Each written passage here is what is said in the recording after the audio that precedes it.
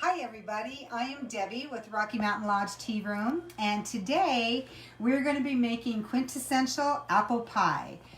Something so traditional that is, as we all know, as American as apple pie, right?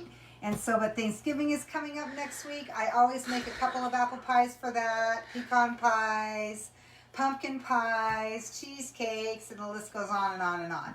Anyways, but apple pie is something that is always requested by almost everybody, and so I'm going to show you guys how to make an apple pie. So the first thing you want to do is you want to make your pie crust ahead of time. You want to make this pie crust dough discs at least an hour ahead of time and put them in the refrigerator so they're nice and chilled. I have the recipe on my website, RockyMountainLodge.com. You can click on the recipes tab and you can go to my recipe for Grandma Tilly's pie crust. And you can find this pie crust recipe, which is my husband's grandma's pie crust recipe. She's actually the one that taught me how to make homemade pie crust. And been very blessed by that. And if I don't make this pie crust, my family will about flog me if I buy a store-bought pie crust. I am in so much trouble. I did it one time and they complained for the whole weekend while they were eating their pies, of course, about how terrible they were with store-bought pie crust. Anyway, so you can find that recipe on our website, on our recipes tab. It's Grandma Tilly's pie crust. You can also find that recipe for my apple pie and the pie crust in my cookbook, Rocky Mountain Lodge and Cabin's More Favorite Recipes. Go to the website and click on the gift shop tab and you can get this cookbook there. It has 500 recipes in it, including the pie crust and the apple pie that I'm making today. And it's half off right now. All right, so we're going to go ahead and get started. So you want to get your pie crust dough ready and have that in the fridge. And then while that's cooling in the fridge, chilling, you can make your pie filling. So in lieu of time, I already have my filling made, but I'm going to tell you what is all in this. And the reason why I have this made ahead of time is because I have made pies so many times and they turn into pie soup, where they're just all gushy and ooey, like in a whole bath of liquid. When you get your pie crust on the bottom, is goopy, and it is so disappointing when you take all that effort and you make this great pie and then it's just pie soup inside there. So what you're going to want to do is you're going to want to chunk your apples into about 1/4 inch thick slices. You can do them as thick as you want. I actually have a pie that I made this morning that is done, and I did that a little differently. I'm hoping it's going to come out okay. I used my KitchenAid attachment mixer, but it made the slices a lot thinner, and so I'm hoping that one's not going to be pie soup. But when you do this, it really helps prevent them from being pie soup. So what you do is you have 6 cups of cut up apples. It's about 3 pounds of apples. These are Granny Smith apples. You can use any tart, firm apple. Pink Ladies are good. Jonathan apples are good. There's lots of different types of good apples. I can't think of them all right off the top of my head. But you don't want soft apples because they'll get too mushy. You want a firm apple that's going to hold up while it's baking. And then also in here we have 2 tablespoons of flour, a dash of salt, 1 teaspoon of cinnamon, a 1/4 teaspoon of nutmeg, and 1 cup of sugar. And so I like to make this at least an hour ahead of time. So I'll make my pie crust dough, I'll do this, and then I'll set aside. I'll usually go and do something else and then come back an hour or so later. You can also make this a day ahead of time and just put this in a Ziploc bag, and it'll be all great for you. And the reason why we're doing this, I'll show you later, is because we are not going to use those juices so that we don't have pie soup. And we'll get to that here in a moment. So what we're going to do, I'm going to show you a couple of little tips about how to roll out your pie crust dough. And so I'm just going to take a little flour and sprinkle it on my counter here. Take one of my discs of dough. I made this dough last night, so it will be ready ahead of time. And then I'm going to sprinkle the bottom of this with a little flour too, just so that it doesn't stick to the counter. Sprinkle the top there and my rolling pin. And we're going to roll this out till it's about a couple of inches larger than our pie plate.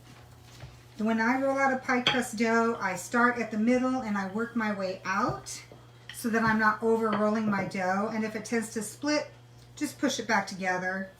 I like to try to keep it at a nice uniform disc there. Feel free to add more flour if necessary so your rolling pin doesn't stick.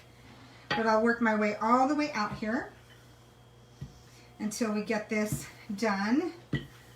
Now you can do a double crusted pie. You can do a Dutch pie, which has like a crumb topping on your apple pie.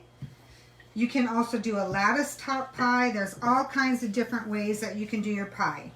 We are going to do a double crusted pie. And while I'm doing this, I'm going to tell you about something else that we're going to do with this particular pie. I'm going to do something that might kind of surprise and shock y'all. We are going to put a little bit of cheddar cheese in this pie. And you might just sit there and go, what? But you know, apples and cheese go really well together.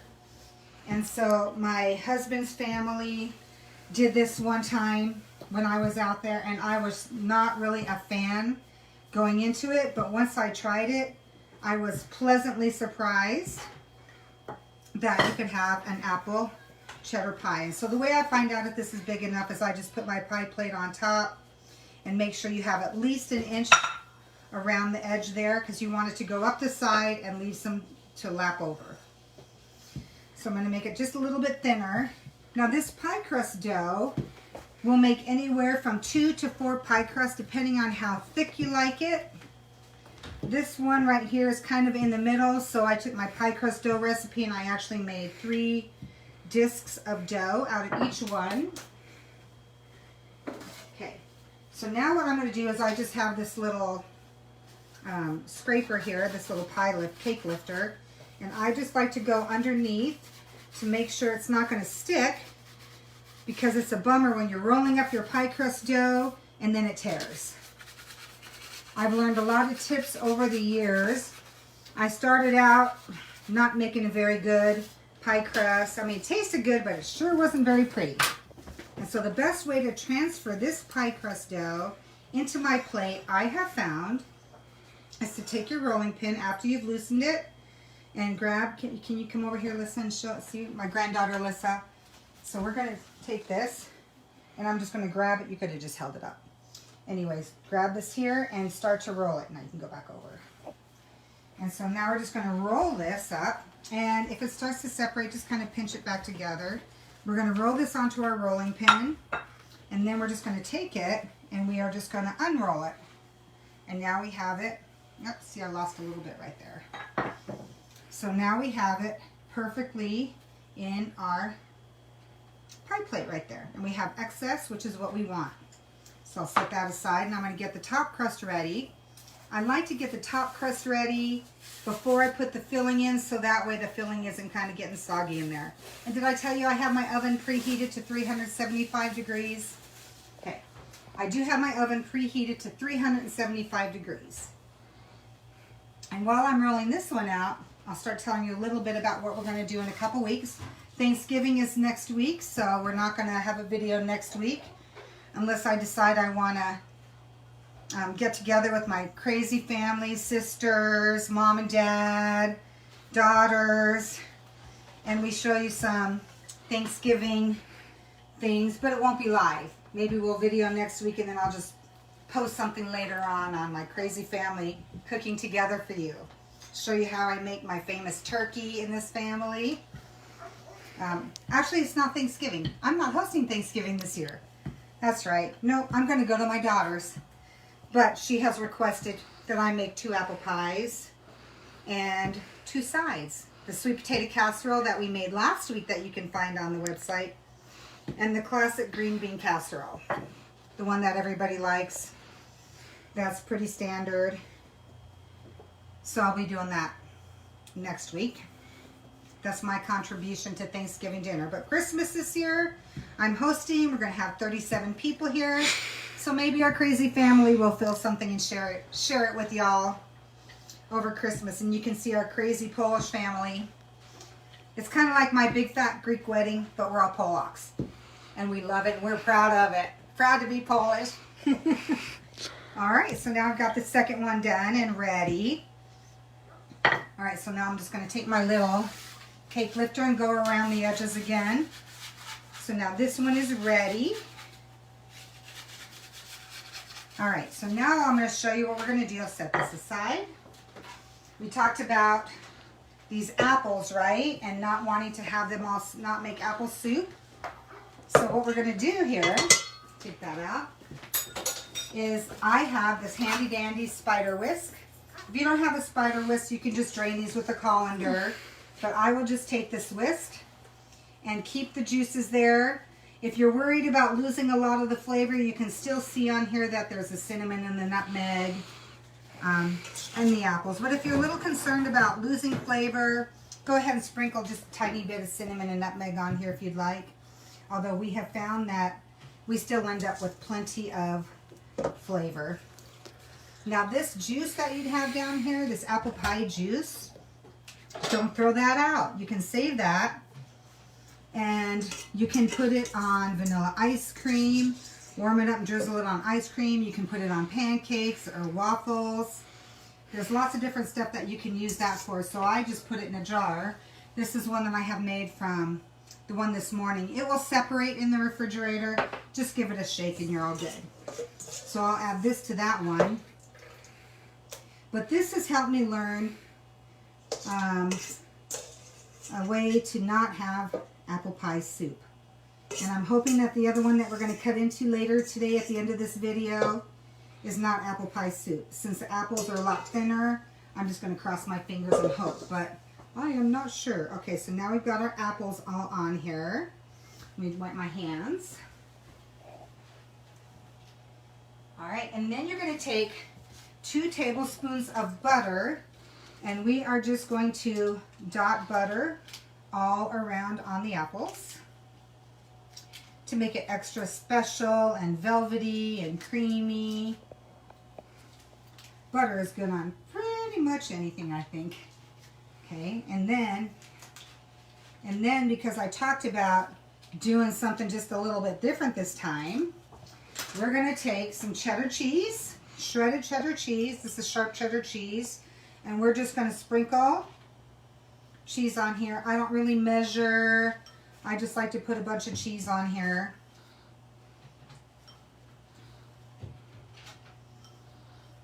And then that's going to melt and drip all down into the apples. Now actually, it's probably a better idea to put the cheese on than the butter, but it's all right. Okay, so there's our apple cheddar filling all ready to go. And now I'm going to take this top crust and put it on here. And so again, I'm just going to roll this up, kind of carefully get that on the rolling pin, roll it, and then we're going to unroll it just the same way. I have tried so many different ways of transferring my pie crust, and this has been my foolproof way. So now what we're going to do is we're just going to cut around the edge here. And this excess dough that you have here, don't throw that out. I like to make what we call pie crust dough cookies. And so I'll re-roll that dough out into small little bite-sized cookies, tiny little ones. And then I'll sprinkle them with cinnamon and sugar and bake them. And then eat them. They're a great little snack. The grandkids like them. Right, do you like them, Alyssa? We call them pie crust cookies. They're delicious. So now we're just going to pinch this closed really tightly all the way around.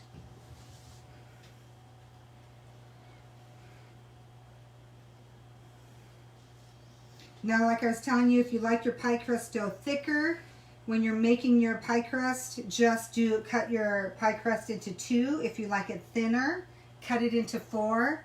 This one I cut into 3 discs. So I made 2 batches of pie crust dough, so I'll get 5 pies out of it. Okay, so we got that pinched. And now there's a couple different ways that you can do this. You can take a fork and just pinch it closed. You can take a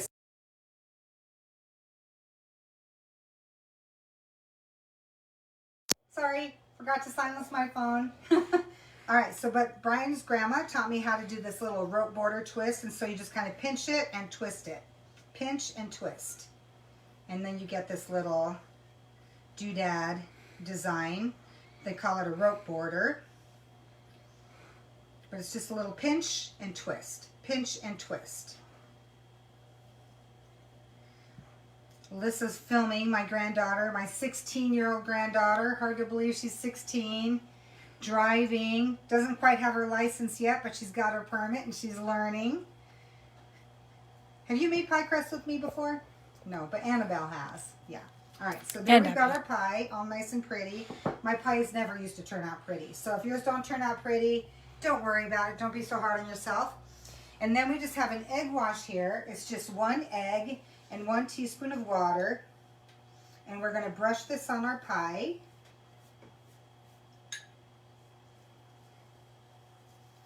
All the way around. And then I have vanilla sugar, which all this is, it's a pure cane sugar, and I take my used vanilla beans, after I've gotten all the good stuff out of there, I put them in my sugar so it smells like vanilla. It's very good, it's very aromatic, and then I'll sprinkle my pie crust with my vanilla sugar. It'll give it a nice little crispy crust on there. All right, Alyssa's filming. She's filming because she gets pie. And so then you're going to make just 3 slits. We want to make a few slits on the top so that way the air can and the steam can vent out. All right, and so there's our pie ready to bake. And so I would put this in the oven and bake it for 375 degrees for about an hour. Okay, so now that one is done. Here is one that I made this morning. So you can see what this one is like right here. So now these have smaller apples in them. I'm just really hoping we're not going to end up with pie soup, apple pie soup. The apples were quite a bit thinner. Instead of being about a 1/4 inch, they were really more like 1/8 of an inch. They were pretty thin. So, but I have extra apples. I just didn't have time to have one. So we're going to cut this in half. And this is our moment of truth. You can hear that crust on the crunch on the crust. It's nice and flaky. And let's see our moment of truth here. We're going to pull this out of there. Our first one is always the hardest to get out. Okay, so I'm going to get in here. And nope, not pie soup. Yay! So here is a piece of apple pie. And you can see little bit of wet is seeping through. Normally that wouldn't happen if your apples are a little thicker.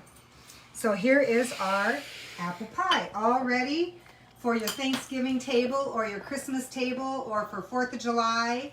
And so apple pie, always a quintessential favorite of everyone. And so we'll be skipping next week's video, but come back in 2 weeks on Thursday, December 2nd. We're going to start our Christmas cookie baking. I do a 12 Days of Cookies newsletter, and I'll post a different cookie every day starting December 1st.